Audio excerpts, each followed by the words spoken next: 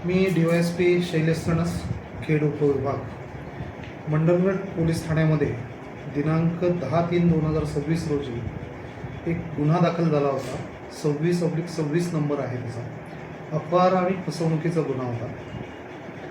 या इथल्या विने गावातल्या महिला आहेत, 5-6 महिला.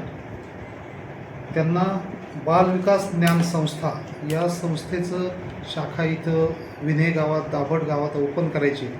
तिथं तुम्हाला नोकरी देण्यात येईल आणि तुम्हाला कलेक्शन करावं लागेल, पैसे गोळा करावे लागतील. त्यासाठी काहींना मॅनेजर, काहींना क्लर्क, काहींना चीफ मॅनेजर अशा नोकरी तुम्हाला मिळतील असं आमिष दाखवून 15-20 दिवस त्यांची ट्रायल बेसिसवर त्यांना नोकरीसाठी बोलवण्यात आलं.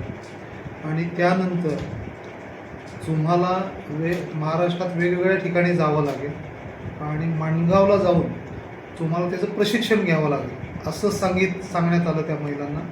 आणि जाण्यापूर्वी त्यांना सांगितलं की तुमचे दागिने आणि तुमचे मोबाईल स्विच ऑफ करा आणि ते इथं कार्यालयात माझ्याकडे जमा करा. तुम्ही ते ट्रेनिंग माणगावचं करून या आणि मग तुम्हाला हे मी परत करेन असं सांगितलं. आणि 9 तारखेला त्या महिलांना सकाळी 9:30-10 वाजता इथून बसवून देण्यात आलं. एका रिक्षामध्ये महाडपर्यंत रिक्षाने ते जाणार होत्या. तिथून ST करून त्या माणगावला जाणार होत्या आणि 2 वाजता त्यांना मिटिंगचं वेळ देण्यात आलेली होती. त्याप्रमाणे या 5 महिला इथून निघून गेल्या आणि त्या 2 वाजेपर्यंत तिथं थांबल्या. 2चे 3 झाले. कुणी मिटिंगला आलं नाही किंवा कोण तिथं आलं नाही. आणि त्या रिटर्न परत ज्यावेळेस कार्यालयात आल्या त्यावेळेस ज्या आरोपींनी की ज्या इस्मानी त्यांना सांगितलं होतं की अशा तुम्हाला नोकरी देतो, तो चंद्रकांत घाणेकर नावाचा इसम ते त्यांच्या सोन्याचे दागिने घेऊन इथून पसार झाला होता. आणि त्यासोबत त्यांनी एका इथल्या महिलेला घेऊन गेले होते. तिलासुद्धा चीफ मॅनेजर करेल, नाशिकला तुला जावं लागेल असं म्हणून सोबत नेली होती आणि तिला सोबत घेऊन तो निघून गेला होता. त्यानंतर पोलीस पथकं निर्माण करण्यात आली आणि शीघ्रगतीने तपास करण्यात आला. आम्हाला एक लोकेशन मिळालं. आरोपी हा मूळचा चिपळूण तालुक्यातला ओळवी म्हणून गावातला रहिवासी आहे. तिथं एक आम्ही पथक पाठवलं. तिथून काही माहिती प्राप्त झाली. तिथं माहिती प्राप्त झाल्यावर आम्हाला कळलं की 5-6 वर्षापूर्वी तो त्या गावातली एक महिला पळवून नेऊन गेलेला आहे आणि तिच्याबरोबर तिला असंच ठेवलेलं आहे, म्हणजे लग्नासारखी बायको म्हणून वापरतो. आणि आता 6 वर्षापासून तो गावात आलेला नाही. ही माहिती मिळाली. त्याचे काही नंबर मिळाले. त्या नंबरवर ट्रेस करण्यात आली. मग आम्हाला पहिलं लोकेशन त्याचं त्या महिलेचा जो सोबत नेलेली महिला होती तिच्या फोनवरून आम्हाला लोकेशन पुण्याचं मिळालं. पुण्याला पथक पाठवलं. दरम्यानच्या काळात इतर 4-5 मोबाईल मिळाले. त्याचं लोकेशन आम्हाला मनमाडच्या जवळपास मिळालं. त्या ठिकाणी आमचं पथक गेलं. पण तो जो नंबर होता तो दुसरा इसम वापरत होता. त्यामुळं तिथून आमची टीम परत येताना पुण्यामध्ये वाघोली या ठिकाणी एक लोकेशन मिळालं.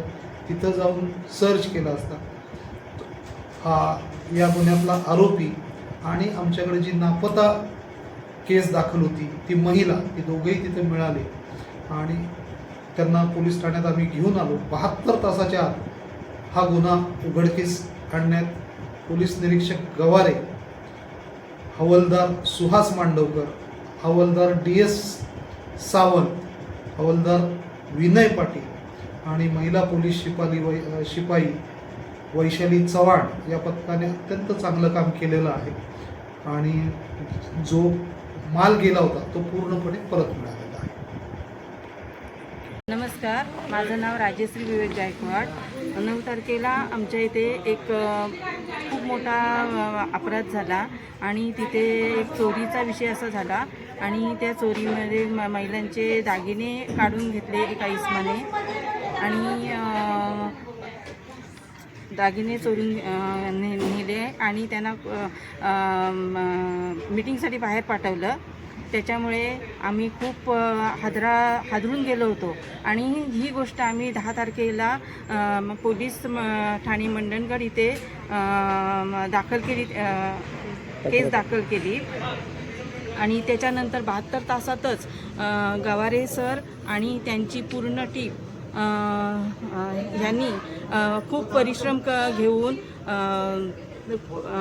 अतोनात कष्ट घेऊन त्यांनी आमचे दागिने हे आम्हाला परत मिळवून दिले आणि आरोपीलाही पकडलं. ह्याच्यामुळे आम्हाला त्यांचे आभार मानायचे आहेत की मंडणगड तालुक्यातली टीम ही एवढी पॉवरफुल आहे की त्यांनी आमच्या जोखमीच्या वस्तू ह्या दागिन्यांच्या आणि त्या आरोपीला एकदम खूप कमी वेळामध्ये त्यांनी पकडून दिलं. ह्याच्यामुळे आम्ही त्यांचे खूप खूप आभारी आहोत. धन्यवाद. तुमच्याजवळ जो 2-3 दिवसापूर्वी जो प्रकार घडला होता, तुमच्या भागातून जे दागिने गेले होते त्यात तुमचा पण समावेश होता, तर काय सांगाल? सर, त्यावेळेस जो प्रकार घडला त्यावेळेस ती आमची खूप मोठी फसवणूक झाली आणि असं आम्हाला वाटलंही नव्हतं की असं कोण येऊन आम्हाला फसवून जाईल म्हणून. पण आम्ही फसल्या गेलो, पण आम्ही लगेच दुसऱ्या दिवशी येऊन 10 तारखेला येऊन आम्ही लगेच केस दाखल केली आणि मंडणगड पोलीस स्टेशनचे पोलीस अधिकारी गवारी सर आणि त्यांची संपूर्ण टीम यांनी आम्हाला खूप सहकार्य केले आणि त्यांनी 72 तासातच आरोपी आणि आमचे गेलेली ज्या वस्तू होत्या त्या आम्हाला परत त्यांनी दिल्या.